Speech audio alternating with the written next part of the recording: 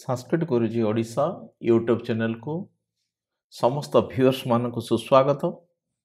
आज आम आधुनिक भारतीय भाषा ओडिया अर्थात MIL जो ओडिया रही FL फास्ट लैंग्वेज ओडिया जो रही से ओडिया रे टर्म वन रे जो प्रश्न गुड़ाक सब आसब को भलिया प्रश्न आसब को भलिया तार उत्तर हम ताको नहीं आमे गद्य पद्य और एकांकिकार मोट 171 गोटी बहु विकल्प प्रश्न जहाँकि अभिज्ञ मंडली द्वारा प्रस्तुत करा जाइछि तांको आमे आज आलोचना करिबा।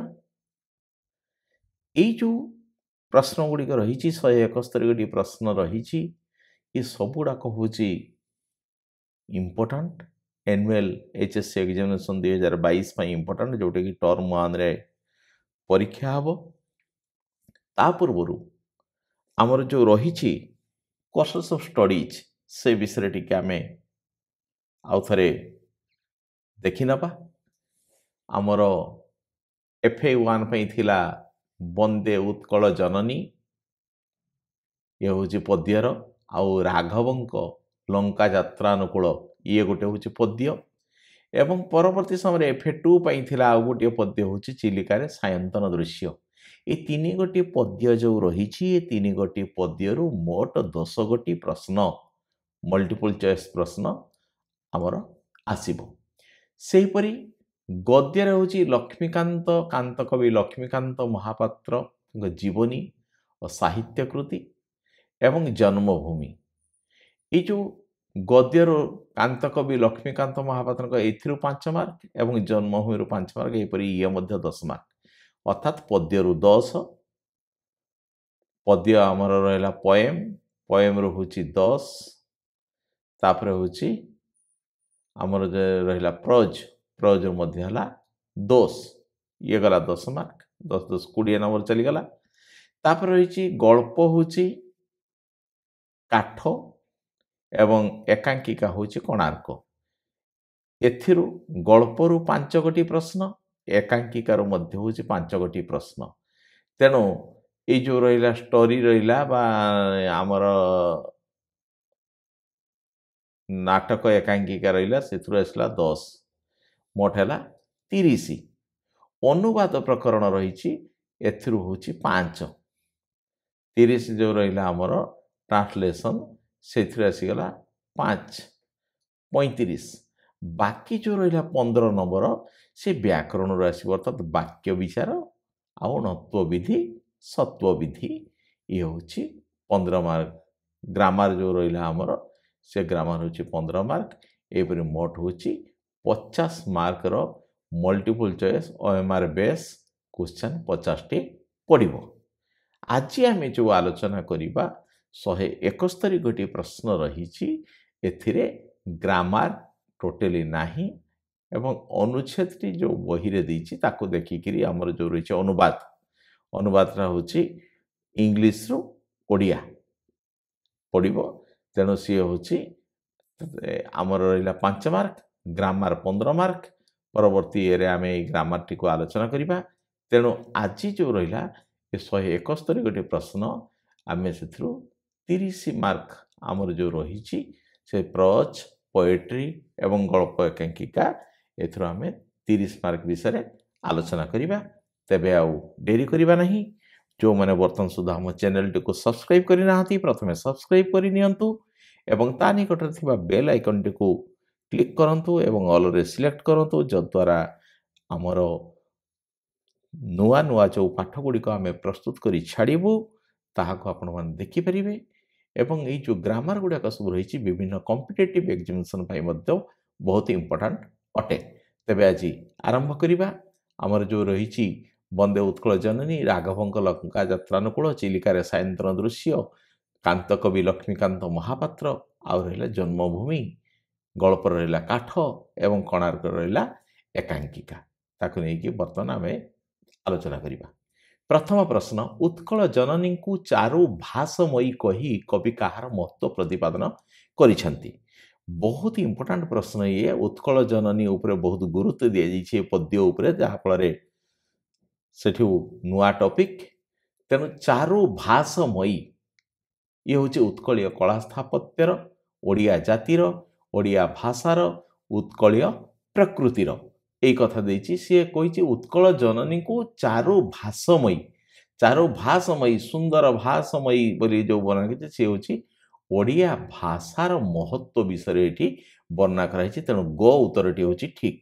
उत्कल जननी शरीर को किए धौत करुछि आमर ओडिशा हूँ समुद्र कूलवर्ती राज्य तेणु उपकूल कथा जो रोचे तेणु समुद्र रही तेणु शुभ्रतटिनी झरणा पुण्यतीर्थ आ घ हूँ समुद्र ये चारिटी कथा तेणु समुद्र कौन करुच्ची यार शरीर को धोई दौर अर्थात घ उत्तरटी हूँ ठीक।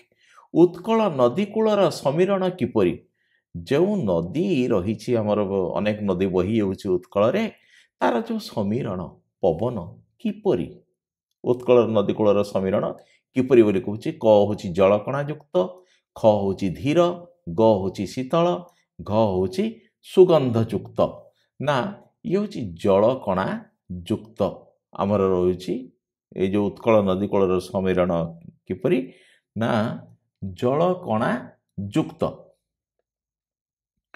बर्तमान 4 नंबर उत्कलर वनभूमि किपरि अगम्य ना घंच ना स्वापद संकुल ना जोगी ऋषिंकर बासभूमि मु भावुची बुझिया किसी असुविधा हेनी अगम्य घंच स्वापद संकुल आ जोगी ऋषिंकर बासभूमि आपको निश्चित भाव में बुझी होतुबो ना उत्कलर वनभूमि किपरि ना घंच घंच हूँ यार वनभूमि। 5 नंबर तरंग परी किए सभा धारण करिथिबा वंदे उत्कल जननी कवितार कहुई तरंग परी किए सभा धारण करिथिबा वंदे उत्कल जननी कवितार कहुई ना समुद्र ना नदी ना वनभूमि ना नील पर्वतमाला ना तरंग जमीती उच्चा खाल होइके थाए नील पर्वतमाला से भाया तेणु घ उत्तरटी हूँ ठीक।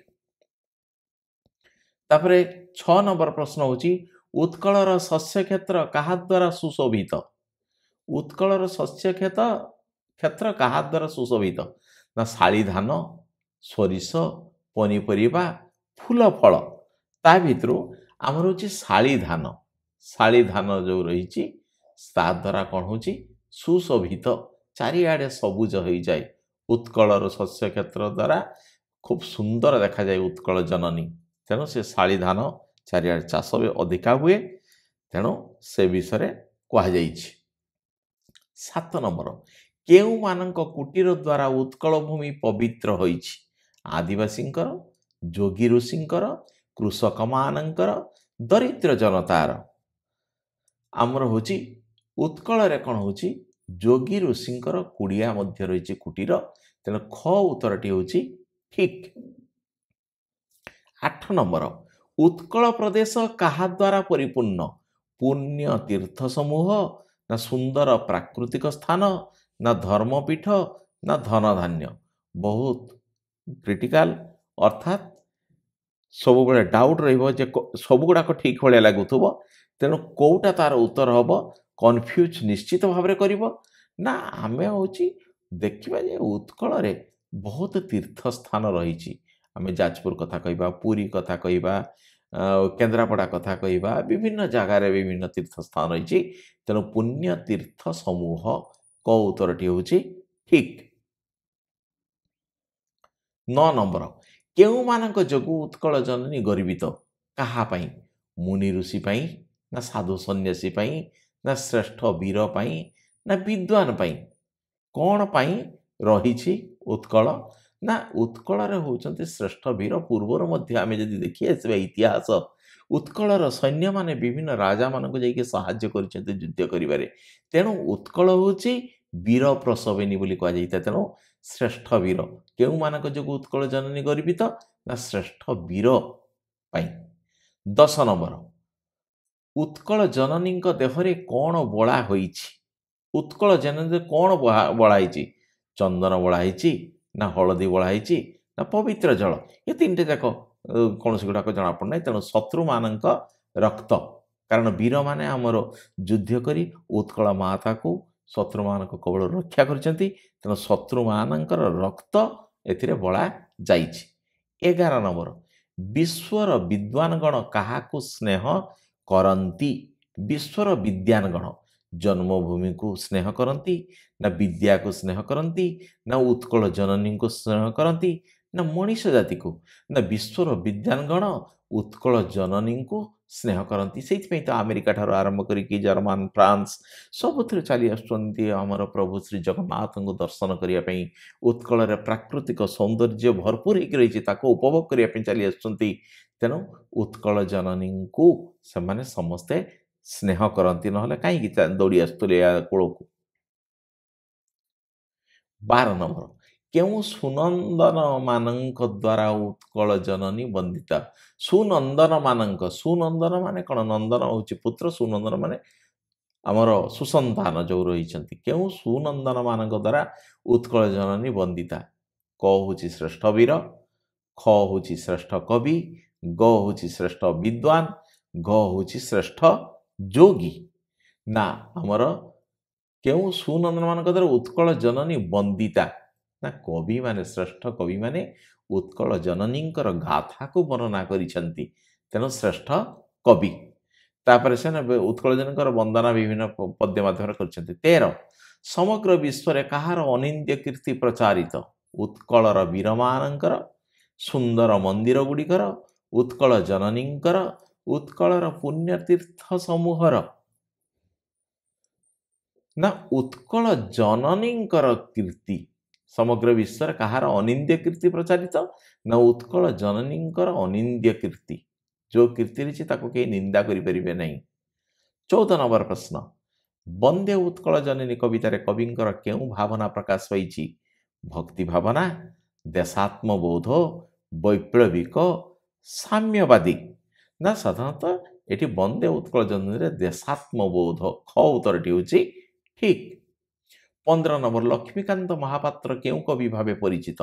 भक्त कवि ना पल्ली कवि ना स्वभाव कवि ना कांत कवि ना साधारणतः लक्ष्मीकांत महापात्र कांत कवि भाव में समस्ते जानते तेणु घ उत्तर हूँ ठीक। राघवंक लंका यात्रानुकूल कविताटी क्यों काव्यरू संगृहित। ये राघवंक लंका यात्रानुकूल कविताटी क्यों काव्यरू संगृहित ना वैदेहीश विलास ना कटी ब्रह्मांड सुंदरी ना लावण्यवती ना प्रेम सुधा निधि ना ये जो वैदेहीश विलास रही यहीटा आसी संग्रही तेणु क हूँ वैदेहीश विलास। 17 नंबर पठित कवितार क्या राघव कहुई। लक्ष्मण को कहुई ना रामचंद्र को कहुई ना भरत को कहुई ना शत्रुघ्न को कहुई। साधारणतः रामचंद्र राघव रघुवंश जात कर तो रामचंद्र को राघव बोली कहुई। बर्तमान 18 नंबर आम आलोचना करें रामचंद्र कहीं समुद्रपति बार विचार करते रावण को वध करने विभीषण को लंकार राजा करने निज शक्ति प्रदर्शन ना सीता को पाइबार आशा जगू आमको ये आम सहज अनुमान कर सीता को उद्धार करने ये कम कर तेणु घ सीता को पाइबार आशा जगू से उत्तर हूँ ठीक। रामचंद्र क्यों समुद्र पतिवा को विचार करते माटी ना गछलतार ना पर्वत ना बाली कौथिरे ना आम समस्ते जाचु जे पर्वत बड़ बड़ पथर खंड आण कफी मैंने सब पकई तेणु पर्वत गौ उत्तर हूँ ठीक। रामचंद्र विस्मय निश्वास छाड़ी कहीं ना बानर माने पकाउथिबा पर्वत सबू बुड़ी जीवा जगू जल फी फी शब्द करुथिबा जगू समुद्रर अशांत रूप जगू समुद्र खूब गभीर होइथिबा जगू ना साधारणतः बानर माने पकाउथिबा पर्वत सबू बुड़ी जीवा जगू रामचंद्र विस्मय निश्वास छाड़ुले क उत्तर हूँ ठीक। बर्तमान 21 नंबर देखा वरुण को प्रसन्न करने रामचंद्र कौन करते यज्ञ करते ना अनसुंदर कुशसज्जार शयन करते ना कठोर तपस्या करते ना वरुणकर पूजा करते ना आम जाचु से न खाई कुशसज्जार शयन करते अर्थात ख उत्तर हूँ ठीक। क्या विभूतिभूषण बोली कहुई शिवं को रावण को रामचंद्र को विभीषण को ना विभूतिभूषण रामचंद्र शरीर ପାଉଁଶିଆ କଲର ଥାଏ, ତେଣୁ ରାମଚନ୍ଦ୍ରଙ୍କୁ ବିଭୂତି ଭୂଷଣ ବୋଲି ଏଠି ବର୍ଣ୍ଣନା କରାଯାଇଛି। ଏଠି ଶିବ ବିଷୟରେ ଆଲୋଚନା କରାଯାଇ ନାହିଁ, ତେଣୁ ରାମଚନ୍ଦ୍ର। 23 ରାବଣ ଦୂତ ଭାବେ ପଠାଇଥିବା ଶୁକ ସାରଣ କିଏ? ବହୁତ ଇମ୍ପୋର୍ଟାଣ୍ଟ ପ୍ରଶ୍ନ। ସେମାନେ ରାବଣର ଦୁଇ ମନ୍ତ୍ରୀ, ରାବଣର ଦୁଇ ଜଣ ସୈନିକ, ନା ଦୁଇଟି ପକ୍ଷୀ, ନା ରାବଣର ଦୁଇ ବନ୍ଧୁ, ନା ସେମାନେ ହେଉଛନ୍ତି ରାବଣଙ୍କର ଦୁଇ ମନ୍ତ୍ରୀ। କେଉଁ ଉତ୍ତରଟି ହେଉଛି ଠିକ୍? ସେ ଶୁକ ଆଉ ସାରଣ। ବର୍ତ୍ତମାନ 24 ନମ୍ବର ଦେଖିବା। ବଡ଼ ଭାଇ ପିତା ତୁଲ୍ୟ ବୋଲି କିଏ କହିଛି? ରାମଚନ୍ଦ୍ର, ନା ଲକ୍ଷ୍ମଣ, ନା ବିଭୀଷଣ, ନା ରାବଣ? ନା ସାଧାରଣତଃ ଏଇ କଥାଟି କିଏ କହିଛନ୍ତି? ନା ରାବଣ କହିଛନ୍ତି ଯେ ବଡ଼ ଭାଇ ହେଉଛି ପିତୃତୁଲ୍ୟ। 25 ନମ୍ବର ଅଙ୍ଗଦ ପିତାଙ୍କର ଶତ୍ରୁ କିଏ? ବହୁତ ଇମ୍ପୋର୍ଟାଣ୍ଟ ପ୍ରଶ୍ନ। ନିଶ୍ଚିତ ଭାବରେ ପରୀକ୍ଷାରେ ପଡ଼ିପାରେ। ବିଭୀଷଣ, ରାମଚନ୍ଦ୍ର, ହନୁମାନ, ରାବଣ? ନା ଇଏ ହେଉଛି ରାମଚନ୍ଦ୍ର ହେଉଛନ୍ତି ଅଙ୍ଗଦ ପିତାଙ୍କର ଶତ୍ରୁ। ତାପରେ ଅଙ୍ଗଦର ପିତୃବ୍ୟ କିଏ? ପିତୃବ୍ୟ ମାନେ ପିତାଙ୍କ ତୁଲ୍ୟ, ପିତୃବ୍ୟ। ଅଙ୍ଗଦର ପିତୃବ୍ୟ କିଏ? ସୁଗ୍ରୀବ, ହନୁମାନ, ବାଳି, ରାମଚନ୍ଦ୍ର। 26 ନମ୍ବରର ଇଏ ପ୍ରଶ୍ନ। ନା ସୁଗ୍ରୀବ ହେଉଛନ୍ତି ପିତୃବ୍ୟ। କେଉଁ ଉତ୍ତରଟି ହେଉଛି ଠିକ୍? 27 ଶୁକ ସାରଣ କେଉଁ ପଥରେ ସାଗର ଅତିକ୍ରମ କରିଥିଲେ? ସ୍ଥଳପଥ, ଜଳପଥ, ଆକାଶପଥ, ବନପଥ? ସ୍ଥଳପଥ ତ ପ୍ରଶ୍ନ ନାହିଁ ଲଙ୍କାରୁ, ଜଳପଥ ସମୁଦ୍ର ରହିଛି, ଆକାଶପଥ ଆଉ ବନପଥ, ବନପଥ ପ୍ରଶ୍ନ ଉଠୁନି। ତେଣୁ ଖ ଆଉ ଗ ମଧ୍ୟରେ ଆମର କନଫ୍ୟୁଜ୍ ରହୁଛି। ତେଣୁ ଗ ହେଉଛି ଆକାଶପଥ। ସେମାନେ ପକ୍ଷୀ ବେଶରେ ଉଡ଼ି ଉଡ଼ି ଆସିଥିଲେ, ତେଣୁ ଆକାଶପଥ। 28 ନମ୍ବର ଶୁକ ସାରଣ କେଉଁ ରୂପରେ ଆକାଶପଥରେ ସମୁଦ୍ର ପାର ହୋଇଥିଲେ? ବତକ, କାଉ, ଚିଲ ଆଉ ବଗ? ନା ସେ ବତକ କଥା ସେଠି ଆଲୋଚନା କରାଯାଇଛି, ତେଣୁ କ ହେଉଛି ବତକ। ଶୁକ ସାରଣ କାହାକୁ ଦେବରିପୁ ଭାବେ ସମ୍ବୋଧନ କରିଛନ୍ତି? ରାମଚନ୍ଦ୍ରଙ୍କୁ, ଅଙ୍ଗଦକୁ, ରାବଣକୁ, ବିଭୀଷଣକୁ? ସେ ରାବଣକୁ ଦେବରିପୁ ବୋଲି ସମ୍ବୋଧନ କରିଛନ୍ତି। କାହା ଭୟରେ ଶୁକ ସାରଣ ଲଙ୍କାକୁ ପଳାୟନ କରିଥିଲେ? କାହା ଭୟରେ? ରାମଚନ୍ଦ୍ରଙ୍କର, ନା ଅଙ୍ଗଦ ଆଉ ବିଭୀଷଣ ଉଭୟଙ୍କର, ନା ହନୁମାନଙ୍କର, ନା ସୁଗ୍ରୀବଙ୍କର? ନା ଏଇ ଯେଉଁ ଅଙ୍ଗଦ ଆଉ ବିଭୀଷଣ ଉଭୟଙ୍କର ଭୟରେ ଶୁକ ସାରଣ ଲଙ୍କାକୁ ପଳାୟନ କରିଥିଲେ। 31 ନମ୍ବର ରାବଣ କ'ଣ କଲେ ବିଭୀଷଣ ଲଙ୍କା ଫେରିବେ ବୋଲି ଶୁକ ସାରଣ କହିଥିଲେ? ରାବଣ କ'ଣ କଲେ ବିଭୀଷଣ ଲଙ୍କା ଫେରିବେ ବୋଲି ଶୁକ ସାରଣ କହିଥିଲେ? ନା ରାମଙ୍କର ମରଣ ହେଲେ, ରାମଙ୍କର ଶରଣ ପଶିଲେ, ସୀତାଙ୍କୁ ସମର୍ପଣ କଲେ, ଦେବତାଙ୍କ ସହିତ ଶତ୍ରୁତା ନ କଲେ, ସିଂହାସନ ତ୍ୟାଗ କଲେ? ନା ସୀତାଙ୍କୁ ସମର୍ପଣ ଯଦି କରିଦେବେ ତେବେ ବିଭୀଷଣ, ନା ହଁ ସୀତାଙ୍କୁ, ରାମଚନ୍ଦ୍ରଙ୍କୁ ଯଦି ରାବଣ ସମର୍ପଣ କରିଦେବେ ତେବେ ବିଭୀଷଣ ଲଙ୍କା ଫେରିଯିବେ ବୋଲି କହିଥିଲେ। 32 କିଏ ବଡ଼ କୂଳରେ ଜନ୍ମ ହୋଇଥିବା ରାବଣ କହିଛି? ରାମଚନ୍ଦ୍ର, ଅଙ୍ଗଦ, ବିଭୀଷଣ, ସୁଗ୍ରୀବ? କିଏ? ନା ବିଭୀଷଣ ବଡ଼ କୂଳରେ ଜାତ ହୋଇ ଏପରି କାହିଁକି କାର୍ଯ୍ୟ କରୁଛି? ଗୋଟେ ମାନେ ବସ୍ତ୍ରହୀନ ଲୋକ ସହିତ କାହିଁକି ସାଙ୍ଗ ହେଇଛି ବୋଲି ସେ ସେଠି କହିଛନ୍ତି। ତେଣୁ ଗ ଉତ୍ତରଟି ହେଉଛି ଠିକ୍। 33 ଧର୍ମ ବଳରୁ କାହାଠାରୁ ରକ୍ଷା ପାଇଥିବା ଶୁକ ସାରଣ ରାବଣକୁ କହିଛନ୍ତି ଯେ ଧର୍ମ ବଳରୁ ସେମାନେ କାହାଠାରୁ, ସେ ଗୋଟେ ଚାପୁଡ଼ା ମାଡ଼ଟେ ବସିଥିଲା, ବାଜି ନଥିଲା, ଶୂନ୍ୟରେ ପ୍ରହାର ହେଇଥିଲା, ତେଣୁ ଚୂର୍ଣ୍ଣ ହୋଇଯାଇଥିଲା, ସେ ଯେଉଁ କହିଛି, ବର୍ଣ୍ଣନା କରିଛି। ତେବେ ଏଠି କାହାଠାରୁ ରକ୍ଷା? ରାମଚନ୍ଦ୍ର, ବିଭୀଷଣ, ସୁଗ୍ରୀବ, ଅଙ୍ଗଦ? କାହାଠାରୁ? ନା ଅଙ୍ଗଦ ପାଖରୁ ରକ୍ଷା ପାଇଥିବା କଥା ଶୁକ ସାରଣ ରାବଣକୁ କହିଛନ୍ତି। ବର୍ତ୍ତମାନ 34 ନମ୍ବର ଦେଖିଏ। ଏକ ଶଙ୍ଖର ପରିମାଣ କେତେ? ଯେ ସଂଖ୍ୟାକୁ ନେଇକି ରହିଛି। ନା 100 କୋଟି, 1 ଲକ୍ଷ କୋଟି, 10 କୋଟି, 1000 କୋଟି? ବହୁତ ଇମ୍ପୋର୍ଟାଣ୍ଟ ପ୍ରଶ୍ନ। ନା 1 ଲକ୍ଷ କୋଟି ହେଲେ ଏକ ସଂଖ୍ୟାର ପରିମାଣ, ଶଙ୍ଖର ପରିମାଣ। 35 ରାବଣ ମନ୍ଦହାସ କରିଥିଲା କାହିଁକି? ଶ୍ରୀରାମଙ୍କ ସୈନ୍ୟ ସଂଖ୍ୟା କମ୍ ଥିବାରୁ, ରାମଚନ୍ଦ୍ର ସମୁଦ୍ର ପୋତିବାକୁ ଚେଷ୍ଟା କରୁଥିବାରୁ, ରାମଚନ୍ଦ୍ରଙ୍କୁ ପରାକ୍ରମହୀନ ଭାବିବାରୁ, ପର୍ବତ ଗୁଡ଼ିକ ସମୁଦ୍ରରେ ବୁଡ଼ି ଯାଉଥିବାରୁ? ଇଏ ମଧ୍ୟ ହେଉଛି 35 नंबर प्रश्न बहुत इंपोर्टाट ना रामचंद्र को पराक्रमहीन भाविबारु रावण मंदहास करिथिला। 36 नंबर रावण को किए देवरूप भाव संबोधन करथिले आमे आउ टिके आगरु मध्ये आलोचना करथिले रामचंद्र सुकसारण विभीषण अंगद किए तांको वर्णना करथिले ना सुकसारण जाइकी कहिथिले देवरूप रावण को सुकसारण देवरूप भाव संबोधन करिसंती।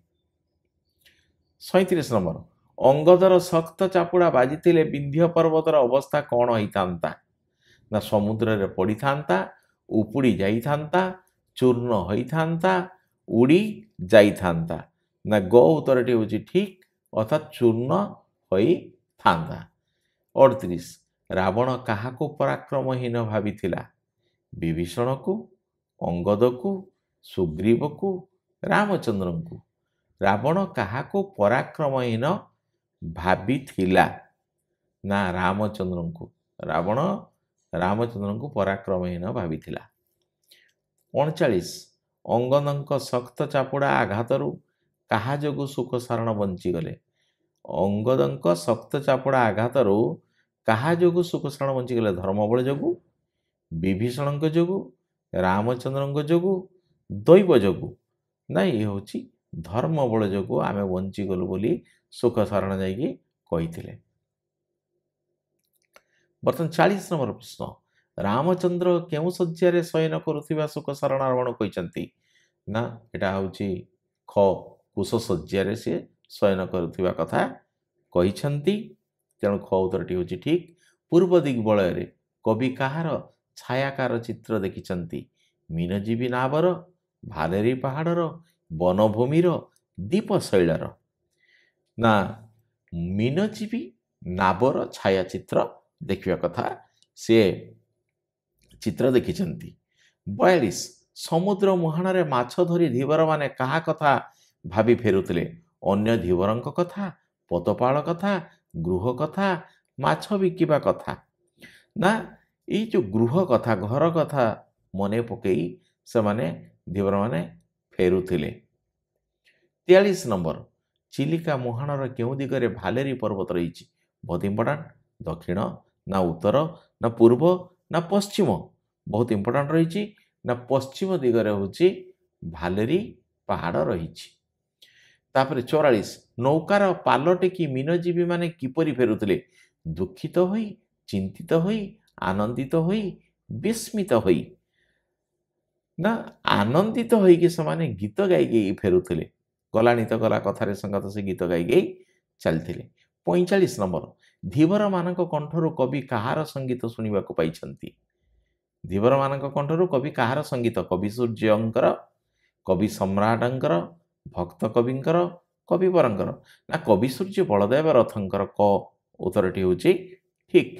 बर्तमान 46 नंबर कवि काहाकू उल्लासर आत्मा बोली कहिसंती जस्ना को चिलिकार नील जल को गीत तान को चिलिका मरुत को आमर काहाकू उल्लासर आत्मा ना ये गीत तान गीतर जो शब्द ताकू से कहिसंती जे उल्लासर आत्मा। 47 नंबर कवि काहाकू जस्ना दुकूल बासिनी बोली कहिसंती वनभूमि को चिलिका को पृथ्वी को दिगंगना को प्रश्नटी भल भाव बुझा दरकार यह सहित पद्य गुड़ी लाइन बाय लाइन पढ़ा दरकार तेबे जाई आमे ए प्रश्न गुड़िकर उत्तर दे परिबा नचेत दे परिबा नहीं। तेणु मोर समस्त को अनुरोध जे टेक्स्ट बुक को निश्चित भाव अध्ययन करिवे। कवि काहाकू जस्ना दुकूल बासिनी दिगंगना दिगंगना को कहिसंती। 48 नंबर पठित कवितार काहाकू मधुर हासिनी कहुई दिगंगना को अवनी को चिलिका को निशिथिनी को ना दिगंगना को मधुर हासिनी बोली मध्य वर्णना करा जायछि क उत्तरटी ठीक।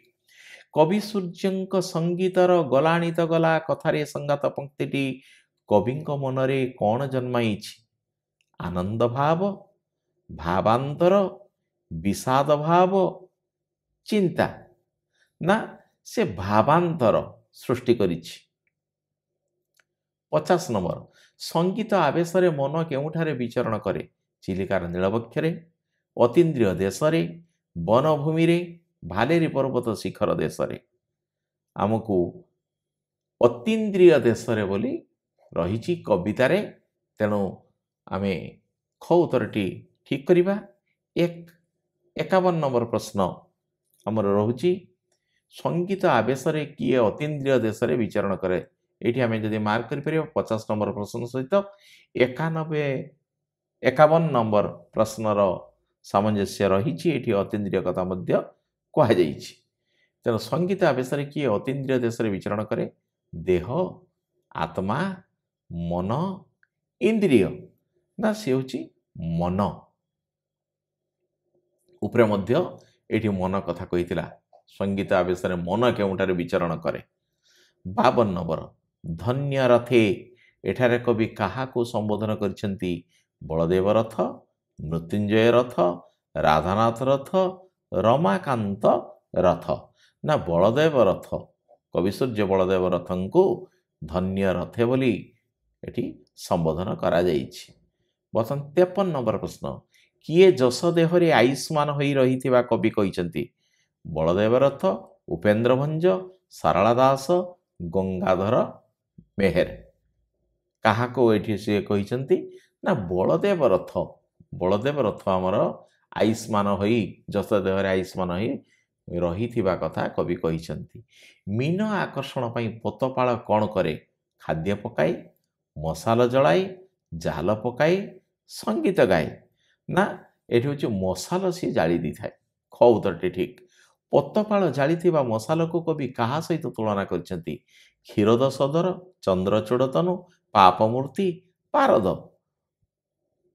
ନା ସିଏ ପାପମୂର୍ତ୍ତି, ସେ ମଶାଲକୁ ପାପମୂର୍ତ୍ତି ସହିତ ତୁଳନା କରିଛନ୍ତି।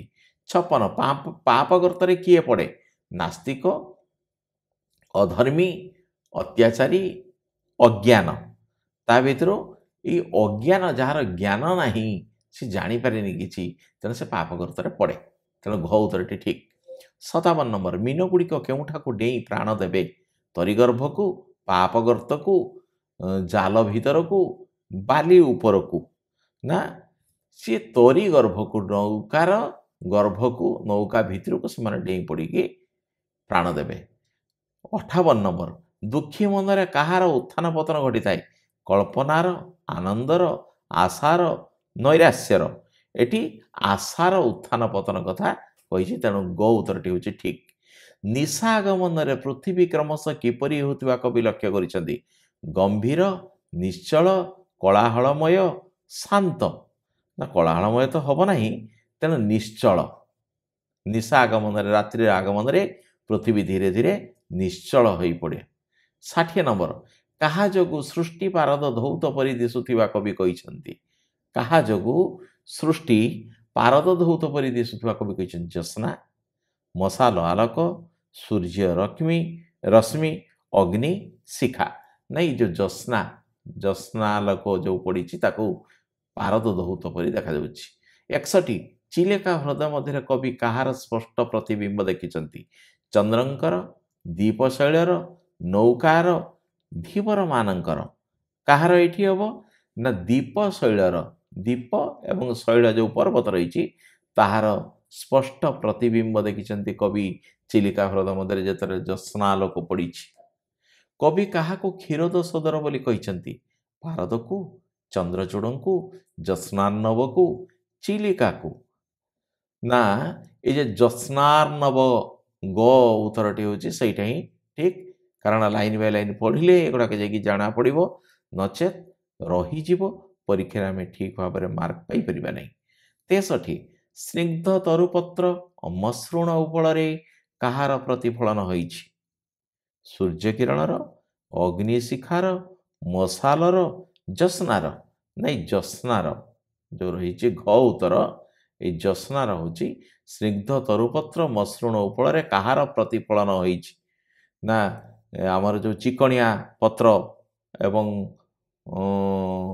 ମସୃଣ ଉପଳ ମାନେ ପଥର ଯେଉଁ ପଡ଼ିଛି ସବୁ ଗୋଲ ଗୋଲ मसृण पथर रही ता देहरे धला पथर रही ता देहरे चंद्रंकर किरण पड़ी चिक चिक चिक चिक देखा जाउथाए। 64 सर्पमंडित चंद्रचूड़क तनु सहित कवि क्या तुलना करछंती? सर्पमंडित चंद्रचूड़क तनु सहित शरीर सहित कवि क्या तुलना करछंती? दिगंगना को, वनस्थली को, चिलिकार नीलवक्ष को, दीप शैल को। ना ये हूँ कौन ना वनस्थली को चंद्रचूड़क तनु सहित कवि तुलना करिछंती। 65 दूर झरनाद और झिंकारी झंकार कहार प्रभाव प्रचार करिछि? संध्या कालर, चिलिकार, रात्रिर आ वनस्थलर। ना ये रात्रि समय निस्तब्धता ताकू से दूर झरनाद और झिंकारीर झंकार प्रभाव पकईछि, रात्रिर प्रभाव को प्रचार करिछि जे राति बढ़ीगला बोली से सूचना दउछि। 66 कली उपद्रव रे शांति केउठारे आश्रय नैथिबा कवि संभावना करछंती? ह्रद अंतस्थल रे, वनस्थली रे, लोकालय रे, भालेरी शिखर रे। कौ जगार सी संभावना करिछंती जे शांति आश्रय नैछि बोली? ना ये हूँ वनस्थली रे। वनस्थली जो ख एनसारटी रही से ख एनसारटी हूँ ठीक कली उपद्रव रे शांति पलि जाइछंती, लोक गहली पलि जाइकी वनस्थली रे आश्रय नैथिबा कथा कवि वर्णना करिछंती। 67 चिलिकार सायंतन दृश्य कविताटी कविंक केउ काव्यरु संगृहित? ये मध्य होची मोस्ट इम्पोर्टांट प्रश्न। ना ये होची चिलिका। आम चिलिका विषय पढ़ुचे तेणु यहाँ निश्चित भाव में चिलिकार सायंतन दृश्य आछि। 68 किए उत्कल भुवन रे मृत्युंजय बोली कवि कहिछंती?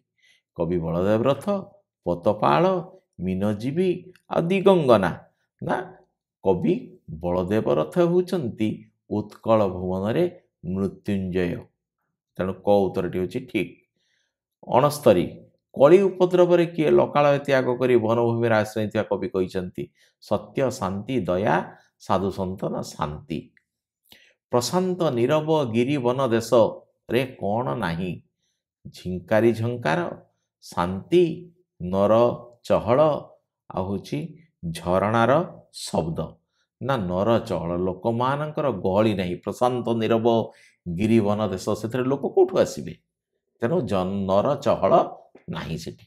71 कांत कवि नाम लक्ष्मीकांत हेबार कारण कौन? ना माणबसा गुरुवार दिन जन्म होइतिबारु, रथयात्रा दिन जन्म होइतिबारु, गजलक्ष्मी पूजार जन्म होइतिबारु, ना लक्ष्मी बंत होइतिबारु, ना माणबसा गुरुवार दिन से जन्म होइथिले बोली तांको कांत कवि बोली तांको ये नाम लक्ष्मीकांत हेबार कारण। कांत कवि नाम लक्ष्मीकांत हेबार कारणटा होची से माणबसा गुरुवार दिन जन्म होइतिबारु। आमे 72 नंबर को बर्तन आलोचना कर देखिबा जे लक्ष्मीकांत महापात्रंक मातांक नाम कौन?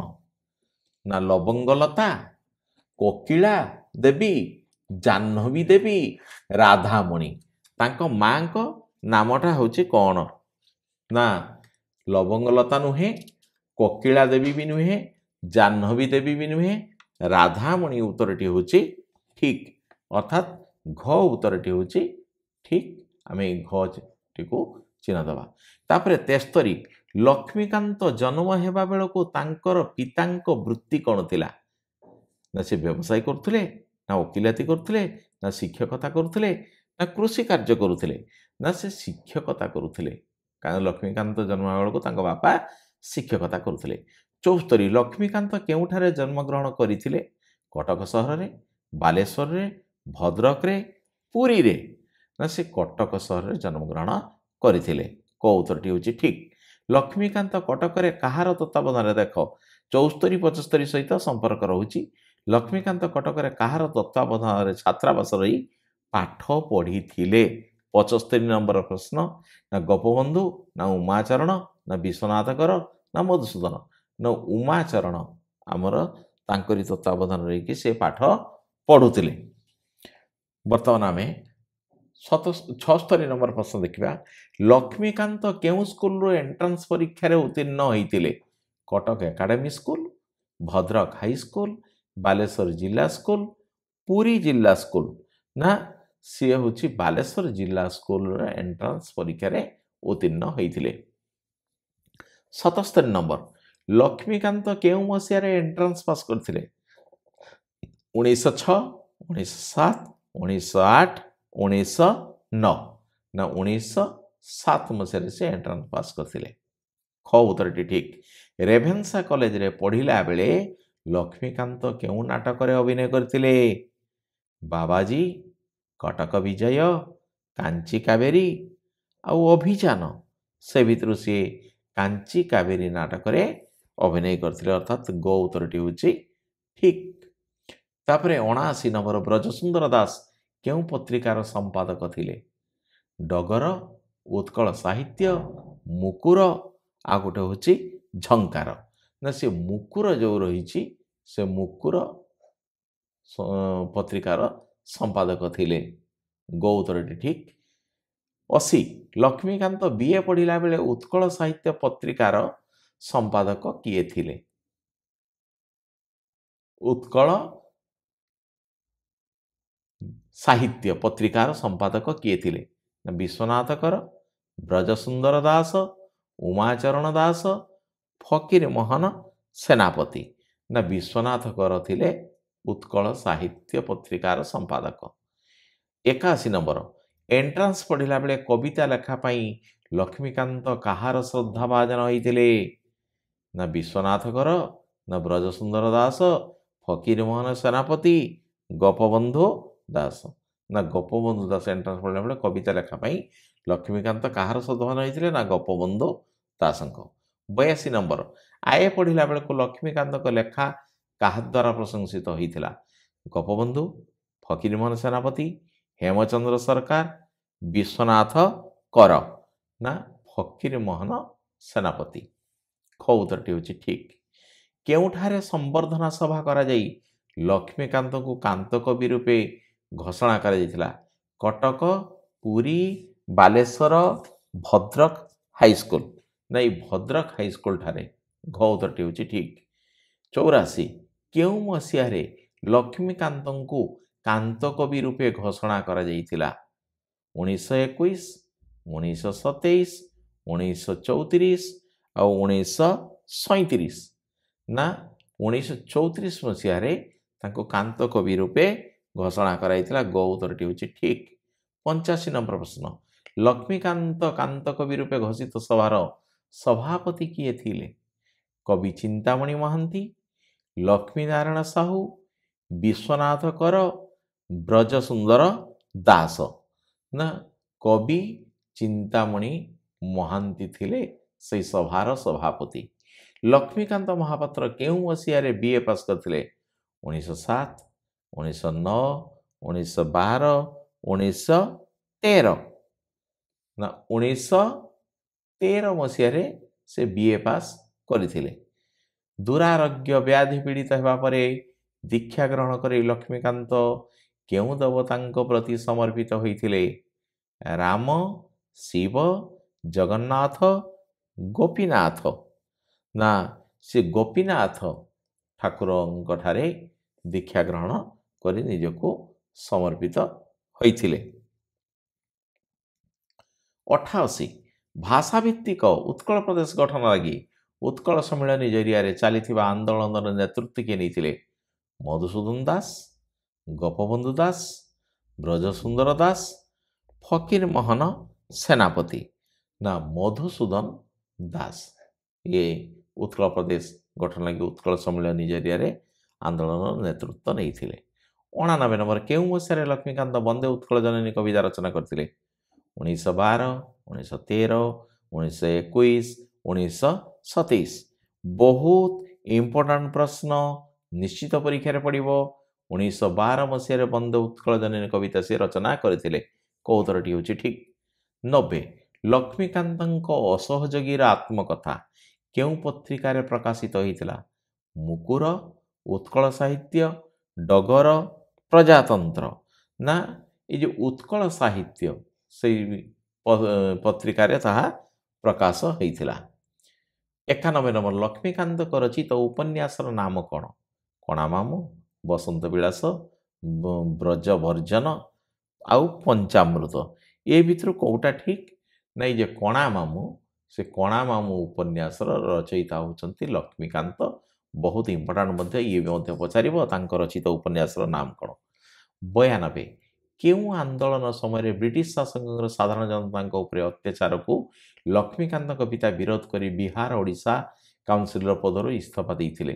ଅସହଯୋଗ, ଲବଣ ସତ୍ୟାଗ୍ରହ, ନା ଭାରତ ଛାଡ଼ ଆନ୍ଦୋଳନ, ନା ପ୍ରଜାମଣ୍ଡଳ? ଇଏ ମଧ୍ୟ ହେଉଛି ଇମ୍ପୋର୍ଟାଣ୍ଟ ପ୍ରଶ୍ନ। ନା ଲବଣ ସତ୍ୟାଗ୍ରହ।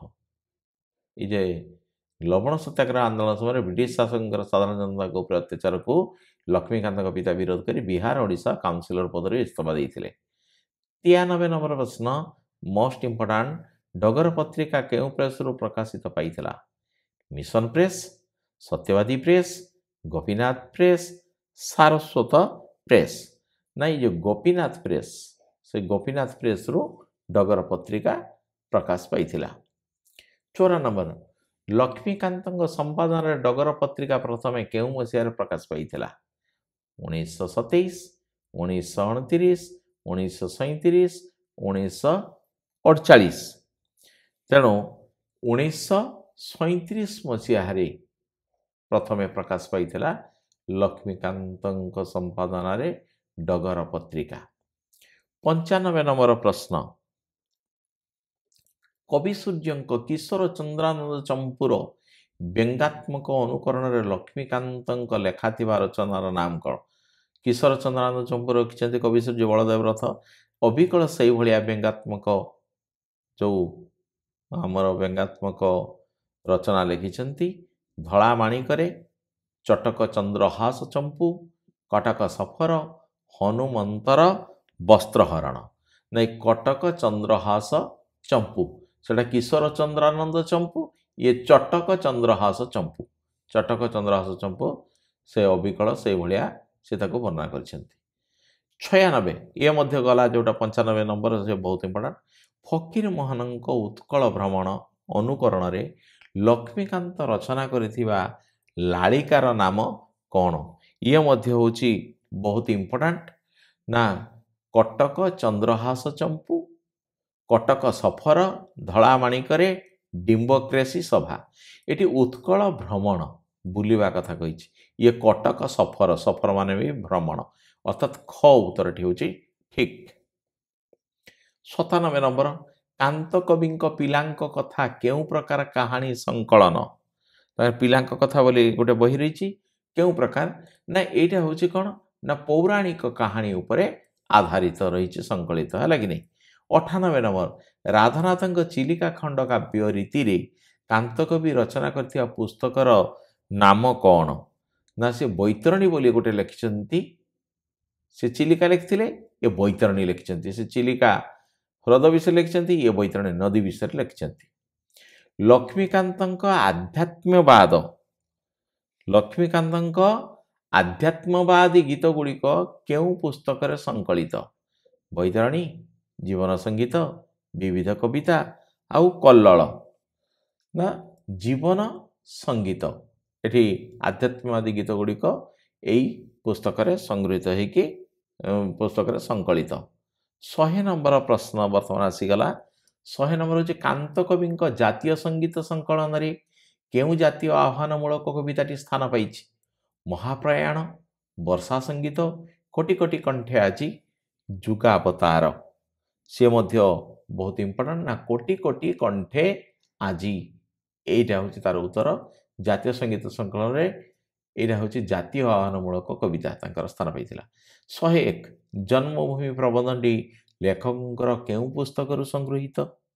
ଏ ଯେଉଁ ଜନ୍ମଭୂମି ରହିଛି ତାଙ୍କର କେଉଁ ପୁସ୍ତକରୁ? ନା ଲେଖକଙ୍କ ପ୍ରବନ୍ଧ ମାନସ ପୁସ୍ତକରୁ ଏଇଟା ସଂଗୃହୀତ। 102 ନମ୍ବର ପ୍ରଶ୍ନ, ଲେଖକ କାହାକୁ ଜନ୍ମଭୂମି ବୋଲି କହିଛନ୍ତି? ବିଶାଳ ପୃଥିବୀ, ଭାରତବର୍ଷ, ଓଡ଼ିଶା, ନା ପ୍ରଥମେ ଭୂମିସ୍ପର୍ଶ କରିଥିବା ପଲ୍ଲୀ? ନା ପ୍ରଥମେ ହେଉଛି ଯେଉଁଠି ସେ ଭୂମିସ୍ପର୍ଶ କରିଛି ସେଇଟା ହିଁ ହେଉଛି ଜନ୍ମଭୂମି ବୋଲି କହିଛନ୍ତି। ତେଣୁ ଘ ଉତ୍ତରଟି ହେଉଛି ଠିକ୍। 103 ନମ୍ବର ପ୍ରଶ୍ନକୁ ବର୍ତ୍ତମାନ ଆମେ ଯିବା ଯେ ଲେଖକ କେଉଁଠାରେ ରୂପ, ରସ, ଗନ୍ଧ, ସ୍ପର୍ଶର ପ୍ରଥମ ପରିଚୟ ପାଇଥିଲେ? ବହୁତ ଇମ୍ପୋର୍ଟାଣ୍ଟ। ଓଡ଼ିଶାରେ, भारत रे पल्लीग्राम रे एशिया महादेश रे ना से पल्लीग्राम रे जन्मग्रहण करथिला तेणु ग उत्तरटी होची ठीक। तापर 104 लेखक काहाको निजर मात्रा धात्री और शिक्षयित्री कहिसंती ये मध्य बहुत इंपोर्टेंट प्रश्न ना जन्मदात्री माता को ना जन्मभूमि को देशमाटी को उत्कल जननी को ना से जन्मभूमि को कहिसंती से मोर माँ से मोर धात्री से मोर शिक्षयित्री। 105 नंबर प्रश्न को बर्तमान आम जीवा आयु सूर्य बढ़ी चलवा सहित जन्मभूमि सहित लेखकों संपर्क दिन को दिन किपरि होइछि निबिड़ घनिष्ठ क्षीण आत्मीय ना जिते बयस बढ़ी बढ़ी से जाइछि तांकर धीरे धीरे जन्मभूमि सहित संपर्क क्षीण माने कमी कमी जीवाक लगी गो उत्तरटी होछि ठीक। 106 समय स्रोतर लेखक किपरि भासी चली बोली कहिसंती काठ खंड परी नौका परी सुखिला पत्र परी निसहाय शुष्क तृण परी ना से निसहाय शुष्क तृण परी भासी चली बोली कहिसंती घ उत्तरटी ठीक। जन्मभूमि रूप को लेखक कहा परि स्मरण करिसंती जाति स्मर भक्त असहाय विदेशी जाति स्मर जे पूर्व जन्मर कथा स्मरण करि पारे ताकु जाति स्मर कहे तेणु क उत्तरटी होछि ठीक। 108 नंबर प्रश्न रहुछि जन्मभूमि को फेरी जीवा पाई लेखकंकर केउ साहस नाही बोली कहिसंती सत नैतिक भौतिक आउ मानसिक ना तांकर नैतिक साहस नाही बोली से जन्मभूमि रे कहिसंती। धर्मांतर दीक्षित व्यक्ति धर्म पाखरे कौन उत्सर्ग करताय धर्मांतर जे धर्म रु अंतर जा धर्म रु अलगा हेई आ गुटे नुआ धर्म को ग्रहण करिताय से कथा होछि विवेक धन संपद मानविकता सांसारिक बंधन ना से मानविकतार जलांजलि मध्य देइथांती धर्म पाखरे धर्मांतर दीक्षित व्यक्ति धर्म पाखरे कौन उत्सर्ग करतांती ना मानविकता गोटे धर्म मुख्य धर्म को छाड़ीदेले आ गोटे धर्म ग्रहण कले से धर्म पाखरे निजर मानविकता को मध्य से उत्सर्ग कर देइथांती। 110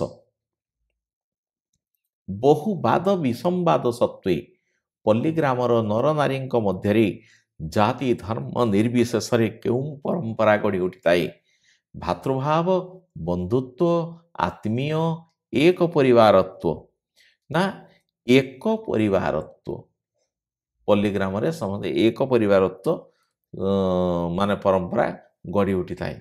111 नंबर प्रश्न वर्तमान ना ग्राम मुंडरे सार माउसी तार छोट पिंडारे किपरि बसी थाए बहुत इंपोर्टेंट प्रश्न एगुड़ाक आमको निश्चित भाव में सब गुड़ाक मन रखा पड़ो यही जो प्रश्न गुड़िक आज आम आलोचना करुचे सब गुड़ाक इंपोर्टेंट ताको देखीदे आम प्रायतः ये प्रश्न उत्तर सब पाइजु बोली मु आशा करुछि ना काठ मूर्ति परी माटी पिंडुला परी प्रस्तर मूर्तिटी परी निर्जीव परी ना आमर प्रस्तर मूर्तिटी परी से बसी रही थाए।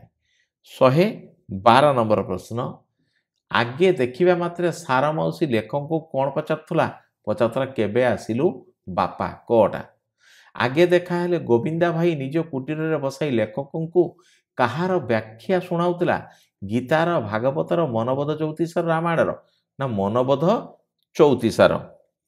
बर्तमान 114 नंबर प्रश्न आम देखा जे गोविंदा भाई केउ प्रकार लोक धार्मिक ना कर्मठ ना साहसी ना आजीवन अकर्मा ना सी आजीवन अकर्मा थिले घ उत्तरटी होछि ठीक। ग्रामवासी मानक मध्यरु जेउ शिक्षित अर्धशिक्षित नवजुवक चाकरी न पाई जन्मभूमि छाड़ी नांती से माने कहार आश्रय नैछंती राजनीतिर व्यवसायर समाज सेवार धर्मर ना से राजनीतिर आश्रय नहीं पूंजीनेता सब गोटे गोटे गाँ मानक 116 नंबर प्रश्न ना सिक्त भूमिर सुगंध और वन्य जुथिर परिमल क्यों पर्व आरंभ हुए सिक्त भूमि नुआ नुआ वर्षा होता है तार गोटे माटीर बास्ना आसे वन्य जुथि बण फूल बण मल्ली तार बास्ना क्यों पर्व आरंभ हुए ना दशहरा दोल रज मकर ना रज पर्वटा से समय आरंभ हुए आषाढ़ मासरे। बर्तमान 117 नंबर प्रश्न आम आलोचना कर देखा 117 प्रश्न होछि केउ ऋतुरे ग्रामभूमि स्वर्ण शीर्ष धान्य पूर्ण हो जाए धान कटाटा जो चलता है ग्रीष्म ना शरत ना हेमंत ना शीत कौ समय धान कटाटा ଜୋର ହେଇଥାଏ ନା ହେମନ୍ତ ଋତୁ। ହେମନ୍ତ ଋତୁରେ ଧାନ କଟା ହୁଏ। 118 ଗ୍ରାମବାସୀଙ୍କ କର୍ମଯୋଜନାରେ ଅଂଶଗ୍ରହଣ କରିବା ପାଇଁ ଲେଖକଙ୍କର କେଉଁ ଶକ୍ତିର ଅଭାବ ରହିଛି? ସେ କହିଛନ୍ତି କେଉଁ ଶକ୍ତିର ଅଭାବ? ନା ନୈତିକ ଶକ୍ତିର ତାଙ୍କ ପାଖରେ ଅଭାବ ରହିଛି। କ ଉତ୍ତର। ମଣିଷ ବହୁ ପରିମାଣରେ କାହାର ଦାସ? ବହୁତ ଇମ୍ପୋର୍ଟାଣ୍ଟ ପ୍ରଶ୍ନ ଇଏ। ପରିସ୍ଥିତିରେ, ଗତାନୁଗତିକତାର, ସାମାଜିକ ନିୟମର, ଭାଗ୍ୟର।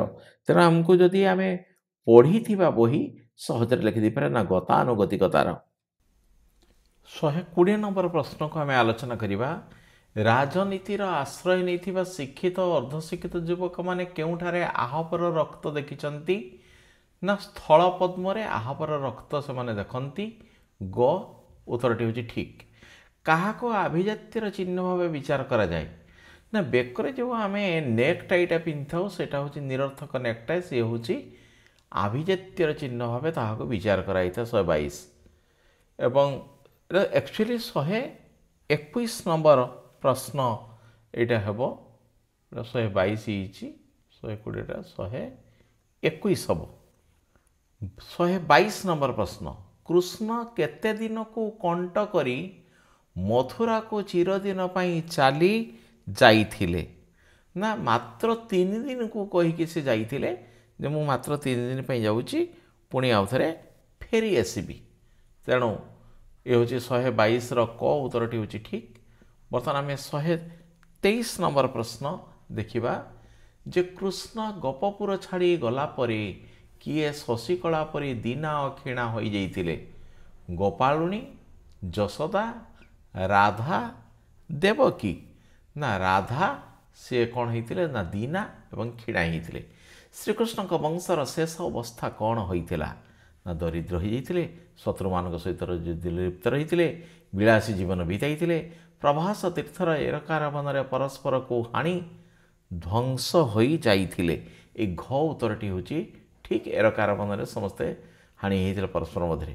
125 ଗୋପପୁରରେ ଗୋଚାରଣ ଦ୍ୱାରା ଶ୍ରୀକୃଷ୍ଣଙ୍କ ପାଦ କିପରି କଠିନ ହୋଇଥିଲା? ନା ଚର୍ମ ପାଦୁକା ପରି, ପଥର ପରି, ଶୁଷ୍କ କାଠ ପରି, ଧାତୁ ପରି। ନା ଚର୍ମ ପାଦୁକା ପରି ତାଙ୍କର ପାଦ ହୋଇଯାଇଥିଲା। ବର୍ତ୍ତମାନ 126 ନମ୍ବର ଆମେ ଦେଖିବା। 126 ନମ୍ବର ହେଉଛି ଦ୍ୱାରକାର ରାଜଭୋଗରେ ଶ୍ରୀକୃଷ୍ଣଙ୍କ ପାଦ କିପରି ରକ୍ତାଭ ହୋଇଥିଲା? ସ୍ଥଳପଦ୍ମ ପରି, ପଳାଶ ଫୁଲ ପରି, କୃଷ୍ଣଚୂଡ଼ା ପରି, ନବପଲ୍ଲବ ପରି। ନା ଏ ନବପଲ୍ଲବ ପରି ତାଙ୍କର କଅଁଳ ପତ୍ରିତ, ଯାହାଫଳରେ ତ ସେ ବ୍ୟାଧ ତୀର ମାରିଥିଲା। 127 ଭାରତୀୟ ଅର୍ଥନୈତିକ ବେଷ୍ଟନୀରେ କାହାକୁ ଥୋଇ ଦିଆଯାଇଛି? ଶିଳ୍ପାୟନ, ନା ପାଶ୍ଚାତ୍ୟ ଶିକ୍ଷା ପଦ୍ଧତି, ପାଶ୍ଚାତ୍ୟ ଜୀବନଶୈଳୀ, ବାଣିଜ୍ୟ। ନା ଏଇ ଯେଉଁ ପାଶ୍ଚାତ୍ୟ ଶିକ୍ଷା ପଦ୍ଧତିକୁ ଆଣିକି ଥୋଇ ଦିଆଯାଇଛି। 128 ଆଟଲାସ୍ କେଉଁ ଦେଶର ଦେବତା? ଭାରତ, ଇଂଲଣ୍ଡ, ଗ୍ରୀସ୍ ଆଉ ଇଟାଲୀ। ନା ଇଏ ଗ୍ରୀସ୍ ଦେଶର ଦେବତା ହେଉଛନ୍ତି ଆଟଲାସ୍।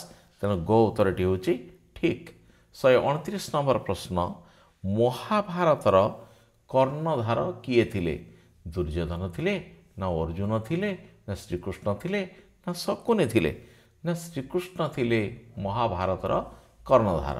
130 କୃଷ୍ଣଙ୍କର ଅଭ୍ରଙ୍କଶ ପ୍ରାସାଦର ଅବସ୍ଥା କ'ଣ ହୋଇଥିଲା?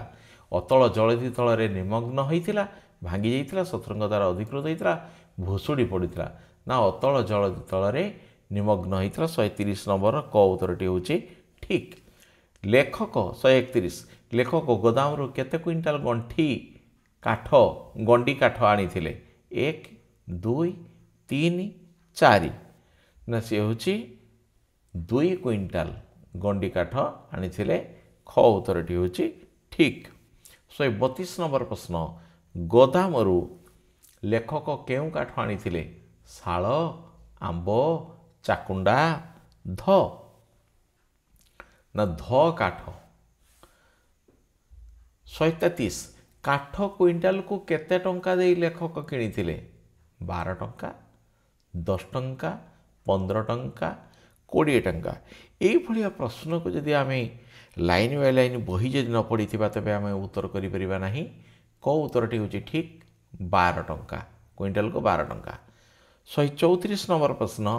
लेखक किଣିଥିବା କାଠ ଚିରା ଯିବାରେ ବିଳମ୍ବ ହେଲା କାହିଁକି ନା ବର୍ଷା ପାଗ ହୋଇଥିବାରୁ, କାଠ ଶୁଖି ନଥିବାରୁ, କାଠ ଚିରୁଥିବା ସାନ୍ତାଳମାନେ ପର୍ବ ଯୋଗୁଁ ନ ଆସିବାରୁ, କାଠ ଚିରାଳି ବେଶୀ ମଜୁରୀ ମାଗୁଥିବାରୁ। ନା କାଠ ଚିରୁଥିବା ସାନ୍ତାଳମାନେ ପର୍ବ ଯୋଗୁଁ ନ ଆସିବାରୁ କାଠ ଆଉ ଚିରା ଯିବାରେ ବିଳମ୍ବ ହୋଇଥିଲା। 135 ନମ୍ବର ପ୍ରଶ୍ନ ବର୍ତ୍ତମାନ ଆମେ ଦେଖିବା ଯେ ଲେଖକ ଖବରକାଗଜରୁ କ'ଣ ଅନୁଧ୍ୟାନ କରୁଥିଲେ। ଆଦିବାସୀମାନଙ୍କ ପାଇଁ କରାଯାଇଥିବା ବିଗତ 30 ବର୍ଷର କାର୍ଯ୍ୟକ୍ରମ, ସମ୍ପାଦକୀୟର ମନ୍ତବ୍ୟ, ରାଜନୈତିକ ଘଟଣାବଳୀ, ଭାରତର ବୈଦେଶିକ ନୀତିର ସଫଳତା। ନା ଏଇ ଯେଉଁ ଆଦିବାସୀମାନଙ୍କ ପାଇଁ ଦେଶ ସ୍ୱାଧୀନ ହେବା ପାଖରୁ ଯେଉଁ 30 ବର୍ଷର କାର୍ଯ୍ୟକ୍ରମ ତାକୁ ସେ ଖବରକାଗଜରୁ ଦେଖୁଥିଲେ। 136 ନମ୍ବର ପ୍ରଶ୍ନ, କାଠ କାଟିବାକୁ ଆସିଥିବା କାଠ ଚିରାଳିଟି କିପରି ଥିଲା? ଯୁବକ ନା ବୁଢ଼ା ନା ଦରବୁଢ଼ା ନା କିଶୋର? ନା ସେ ଥିଲା ଦରବୁଢ଼ା। ଗ ଉତ୍ତରଟି ଠିକ୍। କୁଇଣ୍ଟାଲ ପ୍ରତି କେତେ ଟଙ୍କା ନେବା ପାଇଁ କାଠ ଚିରାଳି କହିଥିଲା? 2, 3, 4, 5। ନା ସିଏ 2 ଟଙ୍କା କରି ନେବ ବୋଲି କହିଥିଲା। କ ଉତ୍ତରଟି ହେଉଛି ଠିକ୍। 138 ନମ୍ବର ପ୍ରଶ୍ନ, ଲେଖକ ଖତେ ହୋଇ କାଠ ଚିରାଳିର ଗଳା ସ୍ୱର ଅନୁକରଣ କରି କାହିଁକି କାଠ କାଟିବେ ବୋଲି କହିଥିଲେ? ନା କାଠ ଚିରାଳି ପ୍ରତି ସମ୍ବେଦନଶୀଳତା ଯୋଗୁଁ, କାଠ ଚିରାଳି ଭାଷା ଟିକକ ଶିଖିପାରି ନଥିବାରୁ, କାଠ ଚିରାଳିକୁ ଦୟା କରୁଥିବାରୁ, କାଠ ଚିରାଳି ପ୍ରତି କ୍ରୋଧ ଭାବ ଯୋଗୁଁ। ଏଗୁଡ଼ିକ ଯଦି ଆମେ ଲାଇନ୍ ବାଇ ଲାଇନ୍ ନ ପଢ଼ିବା ତେବେ ପାରିବା ନାହିଁ। ନା କାଠ ଚିରାଳି ଭାଷା ଟିକକ ଶିଖିପାରି ନଥିବାରୁ ସିଏ କ'ଣ କଲେ? ନା କାଠ ଚିରାଳିର ଗଳାସ୍ୱର ଅନୁକରଣ କରିଛନ୍ତି। ସେଥିପାଇଁ ସିଏ ଖତେ ହୋଇ କାଠ ଚିରାଳି ଗଳାସ୍ୱରକୁ ଅନୁକରଣ କରି କାଠ କାଟିବେ ବୋଲି କହିଥିଲେ। 139 ନମ୍ବର ପ୍ରଶ୍ନ, କାଠ ଚିରାଳି ସକାଳୁ କ'ଣ ପିଇ ଆସିଥିବା ଲେଖକଙ୍କୁ କହିଥିଲା? ଚା, ହାଣ୍ଡିଆ, ତୋରାଣି, ପାଣି। ନା ସେ ତୋରାଣି ପିଇକି ଆସିଛି ବୋଲି କହିଥିଲା। ଗ ଉତ୍ତରଟି ହେଉଛି ଠିକ୍। ଗ ଉତ୍ତରଟି ହେଉଛି ଠିକ୍। 140 ନମ୍ବର, କାଠ ଚିରାଳିର କୁରାଢ଼ୀର ଓଜନ କେତେ ଥିଲା? 1 କିଲୋ, 2 କିଲୋ, 3 କିଲୋ, 5 କିଲୋ? ନା 2 କିଲୋ ଥିଲା ଓଜନ। 141 ନମ୍ବର ପ୍ରଶ୍ନ ଆମେ ଦେଖିବା, କାଠ କାଟିବା ପାଇଁ ଲେଖକ କହିଥିବା ଦାମ ଠାରୁ ଆଉ କେତେ ଅଧିକ ଦେବାକୁ ତାଙ୍କ କଲେଜ ପଢ଼ୁଆ ପୁଅ କହିଥିଲା? 1 ଟଙ୍କା, 12 ଅଣା, 8 ଅଣା, 4 ଅଣା?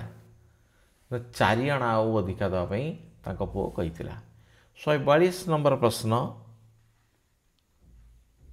କାଠୁରିଆ କ'ଣ ଘୋଡ଼ି ଆସିଥିଲା? ଚାଦର, ନାଲି ଧଡ଼ିର ଶାଢ଼ୀ, ଖଦି ଆଉ କମ୍ବଳ? ନା ସିଏ ନାଲି ଧଡ଼ିର ଶାଢ଼ୀ ଘୋଡ଼ି ହୋଇ ସିଏ ଆସିଥିଲା। 143 ନମ୍ବର ପ୍ରଶ୍ନ, କାଠ ଚିରାଳିର ପାରିବା ପଣିଆରେ ଲେଖକଙ୍କର ସନ୍ଦେହ ହେଲା କାହିଁକି?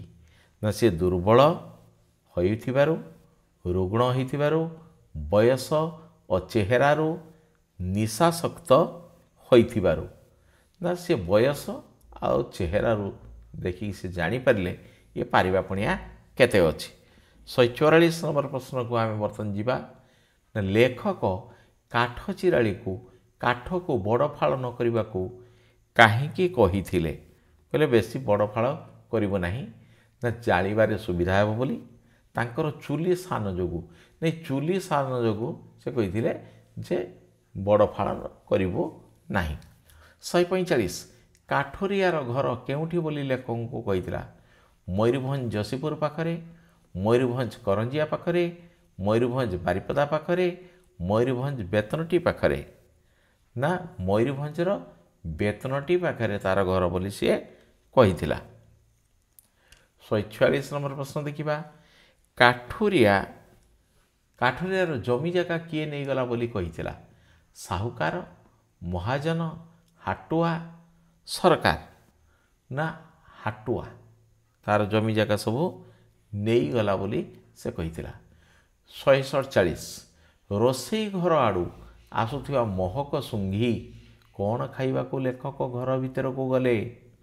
ଭାତ ମାଂସ, ରୁଟି ମାଂସ, चकुली पिठा मांस मुढ़ी मांस कषा ना घ हूँ मुढ़ी मांस कषा मयूरभंज मुढ़ी मांस आदर बेसी तेणु मुढ़ी मांस कषा तांकर खाइपी चाहिए 148 काठुरिया चैतन्य थई देथिबा रुटी दुईटी किपरि खाइला काठुरिया चैतन्य थई देथिबा रुटी दुईटी किपरि खाइला ना मुढ़ी चबाइला परी पिठा खाइला परी मांस खाइला परी पांपड़ चबाइला परी ना पांपड़ चबाइला परी से ताको खाइला 149 नंबर प्रश्न होची काहा पादरे चेना चेपरा काठ फुटीजिब बोली लेखक काठुरिया को कहिले छोट पिलांकर चैतन्यर तांको पुअर कुकुरर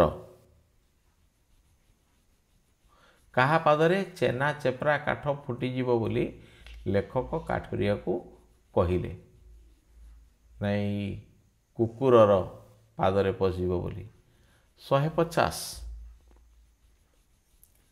केते समय भितर काठ चिराली अधा अधि काठ चिरीदेला अध घंटा घंटाए 1.5 घंटा 2 घंटा 3 घंटा ना घंटाए 1.5 घंटा रे अधा अधि काठ से चिरीदेला 151 नंबर बर्तमान आम देखा लेखक काठुरिया को 2 टंकिया नोट 2 खंडी बढ़ाई केते फेराइबा को कहिले 1 टंका ना 12 अणा ना 8 अणा ना 4 अणा लेखक काठुरिया को 2 टंकिया नोट 2 खंडी बढ़ाई केते फेराइबा को कहिले ना 4 अणा फेराइबा को ताकू से कहिसंती तेणु घ उत्तरटी होची ठीक ए घ उत्तरटी होची ठीक 152 नंबर प्रश्न लेखक अविश्वास करिबारु काठ चिरालीर केउ प्रतिक्रिया प्रकाश पाइथिला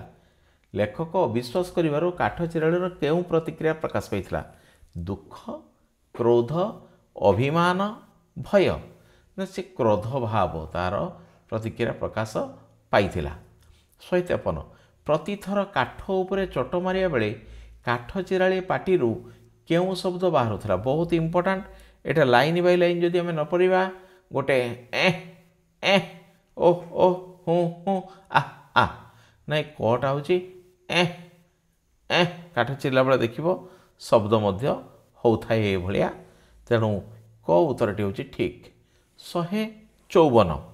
154 से कौच कौन ना काठुरिया प्रति लेखक आचरण तांकर केउ मनोभाव सूचाउला आंतरिकता आत्मीयता स्वार्थ और प्रतारणा ईर्षा ना सेटा हूँ आमर स्वार्थ और प्रतारणा गो उत्तरटी हूँ ठीक काठुरियार रुद्रमूर्ति देखिबा परे लेखक कौन करथिले काठुरियार रुद्रमूर्ति देखिबा परे लेखक कौन करथिले क्रोध प्रकाश करथिले ना दुख करथिले ना ताकू खाइबाकू देइथिले ना भयभीत होई पड़िथिले ना भयभीत होई पड़िथिले 156 नंबर नरसिंहदेव केउठारे उदित हेउथिबा सूर्य को नमस्कार करथिले समुद्र कूल खोला पड़ियारे चंद्रभागा तीर राजप्रासाद सम्मुखरे ना से चंद्रभागा तीर उदित होउथिबा सूर्य को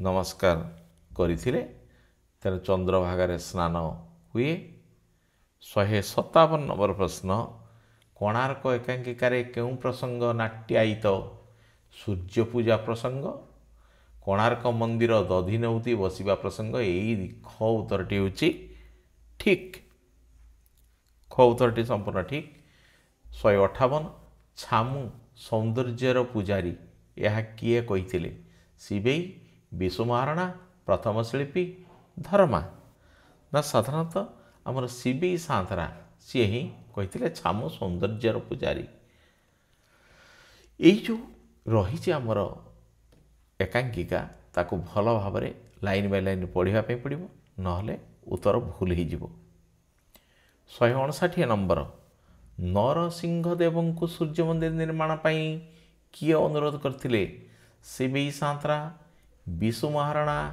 प्रजा माने छाया महादेवी बहुत इंपोर्टाट प्रश्न। छाया महादेवी ही अनुरोध करते करने सूर्य मंदिर निर्माण करने। 160 नंबर प्रश्न, सूर्य को पूजा करी सांब केउं व्याधि मुक्त होते? ये मध्य गोटे इंपोर्टाट प्रश्न। कुष्ठ, जक्मा, कामल, श्वास ना कुष्ठ रोग होता से कुष्ठ रोगरू सांब मुक्त होते सूर्य पूजा करी। प्रथम 161 नंबर प्रश्न, नरसिंह देव केउं वंशर दायाद माने संतान थिले? नरसिंह देव केउं वंशर दायाद बा संतान थिले? गंग, सूर्य, चंद्र, जदु ना सी होचंती सूर्यवंशर दायाद थिले। 162 नरसिंह देव कहा हस्तरे मंदिर निर्माण दायित्व न्यस्त करथिले? विशु महाराणा, 1200 बढ़ई, शिवी सांतरा, धर्मा से शिवी सांतरा हाथ में दायित्व न्यस्त करथिले, मंदिर निर्माण दायित्व न्यस्त करथिले। 163 केउं गंड उपरे मंदिर निर्माण करने नरसिंह देव आदेश देते? सातकोशिया, पाताली, मंगलाघाई, पद्मतला ना सी पद्मतला गंड बहुत इंपोर्टाट। ये मध्य पद्मतला गंड उपरे मंदिर निर्माण करने नरसिंह देव आदेश देते। 164 नंबर प्रश्न, नरसिंह देव केउं देवता को स्वयं नारायण बोली शिवें को कहिछंती? ना सूर्यदेव, जगन्नाथ, शिव, श्रीकृष्ण ना सूर्यदेव। 165 देउल मुंडी मारिबा कार्य किए साहा हेबे बोली धर्मा तार माँ को कहिछि? माँ मंगला, बड़ ठाकुर, सूर्यदेव, शिव ना बड़ ठाकुर निश्चित साहा हेबे बोली से कहिछन। 166 नंबर प्रश्न, काहाकू सुमरणा करी सकाळु अनुकूल करी जीवाकू धर्मा को तार माँ उपदेश देइथिले? जगन्नाथ को, सूर्य को, मंगला माँ को, शिव को ना मंगला माँ को सुमरणा करी सकाळ अनुकूल करी जीवाकू धर्मा को तार माँ उपदेश देइथिले। 167 नंबर प्रश्न, जार मुंड नाही ता पिंडरे जीवन कुआड़ू आसब? यह कहार उक्ति? शिवी सांतरार, धर्मार, प्रथम शिल्पीर, विशु महाराणार? बहुत इंपोर्टाट प्रश्न ना यहाँ हूँ विशु महाराणार हूँ उक्ति। 168 किए धर्मा को बाचाल बोली कहिछि? विशु महाराणा, प्रथम शिल्पी, द्वितीय शिल्पी, शिल्पीगण ना विशु महाराणा धर्मा को बाचाल बोली कहिछि। 169 केउं टिकी छुआ वीरपणिया देखाई धर्मा तार माँ को कहिथिला? ध्रुव, अभिमन्यु, प्रह्लाद, लवकुश ना अभिमन्यु छोट थिला सी युद्ध करथिला तेणु सही कथा माने अभिमन्यु टिकी छुआ वीरपणिया देखाई धर्मा तार माँ को कहिथिला। 170 नंबर प्रश्न, ये 1200 बढ़ई रे दाय ना पुअरे दाय? विशु महाराणा को किए ए प्रश्न पचारिछि? बहुत इंपोर्टाट। प्रथम शिल्पी, द्वितीय शिल्पी, तृतीय शिल्पी, शिल्पीगण नहीं द्वितीय शिल्पी किए एटा पचारिछि? निश्चित भाव में परीक्षार पड़ो बोली मु भावुची ना द्वितीय शिल्पी एक कथा कही। 171 धर्मा जाति शेष में कौन करिछि ना चंद्रभागा नदी को डेई पड़ी, पद्मतला गंडरे बुड़ी, समुद्र रे झास देइछि, विषपान करिछि ना से समुद्र रे झास देइछि। आमर शिल्पी जाति शेष में से समुद्र रे झास देइछि। ये 171 गोटी प्रश्न आम बर्तमान आलोचना कलु। एगुड़ी को जदि जड़े भल भाव बारंबार देखिदेव निश्चित भाव में ये प्रायतः प्रश्न गुड़िक आसो बोली मु भावुछि। आमे केवल यार द्वितीय भाग अर्थात केवल व्याकरण जो रही व्याकरण प्रश्न गुड़िक आम आलोचना करवा। तेणु मु पुनर्बार आउ थे पिलामानंकु अनुरोध करी समस्ते प्रश्न गुड़िक भल भाव देखु तार उत्तर जानतु एवं टेक्स्ट बुक पढ़ापी आदौ भूरी जातु ना। समस्ते टेक्स्ट बुक को भल भाव जदि पढ़ी थे जेकोसी मल्टीपल चॉइस प्रश्न आसिले तार उत्तर दे पारे। पुनर्बार आउ थे मु समस्त कही रखी जो मैंने बर्तमान सुधा आम चैनल टी सब्सक्राइब करना सब्सक्राइब करनी एवं अन्य को शेयर करंतु से उपकार हो। आज एतिकी आउ एक नूतन पाठ नहीं मु खूब शीघ्र आपणक सम्मुखें उपस्थित होगा जाऊँगी।